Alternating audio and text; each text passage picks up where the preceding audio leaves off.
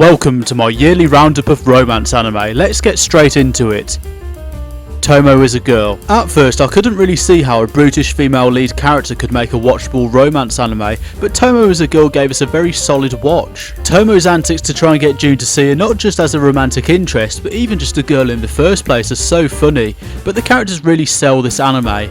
Tomo is a tomboy in every sense of the word, but has a feminine side to her that she often fails to showcase to June in the funniest of ways. The so-called side character Misuzu kind of stole the show with her dry wit and complexities with her own feelings about Tomo and June's relationship, as well as her backstory with June in the past. She could have easily been a main character in her own anime. Overall though, a very solid watch, and a bit of a breath of fresh air, so 7 out of 10. The Angel Next Door spoils me rotten. You know those romance anime where you wish you were the main character? Well, this would be one of those. In short, it's basically an anime about a couple doing couple stuff without being a couple yet. There's nothing too complex about the series, no real plot, just some good feels. It's a nice little warm comfort anime that's been renewed for a season 2 at some point, so I'll definitely be tuning in for that.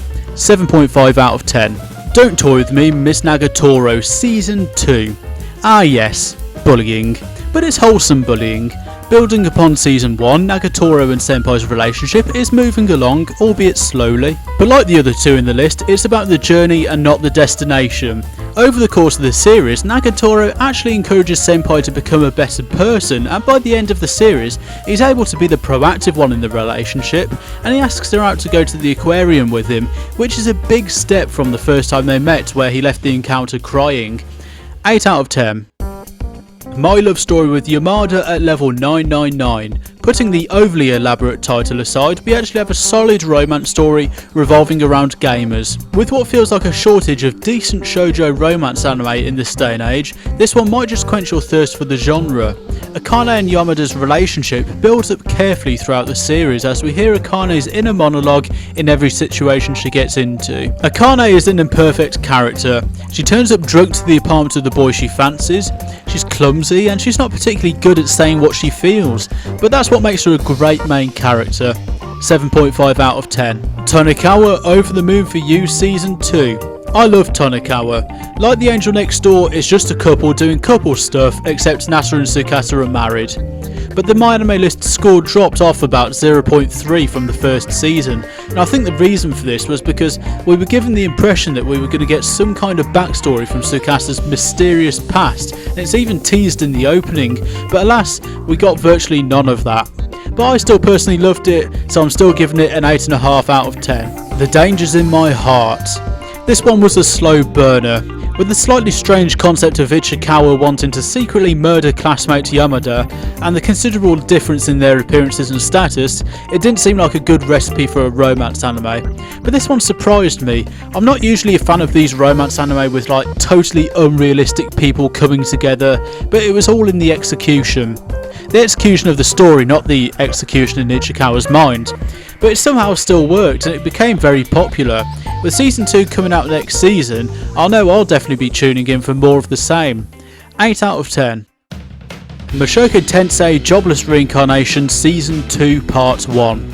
Okay, Mushoku Tensei isn't exactly a romance anime, but romance did heavily feature in this season. Putting aside how good this isekai is as a whole package, the romantic elements were actually done pretty well. The whole season built up to Sylvie revealing her true identity, and the anime did a good job of showing how, despite Rudy not knowing Master Fitz was Sylvie, that they still managed to find each other again and rediscover the bond they once shared as children many years ago. 9.5 out of 10. Masamune's Revenge Season 2. Yet more proof and hope that old animes can in fact get another season. I liked this season, however, I think the execution could have been better. We learned that there was no revenge to actually be had in the first place, but the problem was after that, the season felt like it kinda deflated. What made the story unique was the ridiculous revenge plot aspect, and it just lost that halfway through the season and it just turned into a normal romance anime where Masamune and Aki eventually get together. I actually think revenge plots that don't end up in revenge are actually a bit predictable these days. If I was writing the ending, I'd have done something like this. Masamune gets his revenge, but then learns of the truth about what happened the day he was called Pig's Foot, and then he has to try and win Aki back. But hey, I'll still give it an 8 out of 10. Rent-A-Girlfriend Season 3.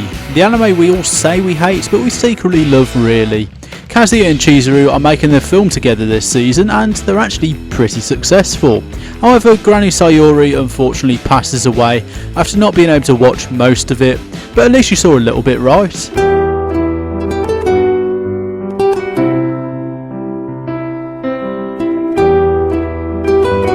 We didn't really see any of Kazuya's friends or Mami this season, which was slightly disappointing in my eyes, but it was hinted in the last episode that Mami would be up to more mischief soon, which might suggest a season 4 at some point. 7.5 out of 10. Girlfriend. Yes, the show representing polyamory returned. Naoya's harem of girls is ever growing, with Shino now displaying feelings for him, and somehow Mirika has moved in with him as well. He's not quite in a 5-way relationship just yet, but he's definitely on the road to it. We're still no closer to discovering how this all ends. Does he end up with all 4 girls? Does he just end up with Saki and Nagisa? Or will he be forced to choose just one girl in the end?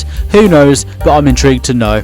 8 out of 10. I'm giving the disgraced noble lady I rescued a crash course in naughtiness. Despite the title leading you to think that this is a degenerative, ecchi anime, this is actually pretty high on the wholesomeness scale.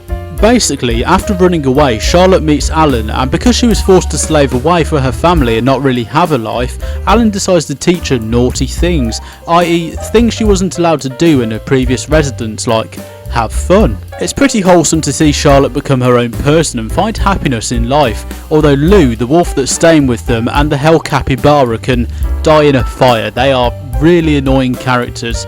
They kind of, I don't want to say ruin it, but kind of do. 7 out of 10.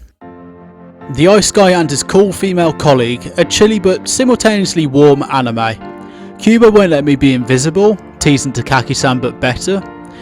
Sugar Apple Fairy Tale.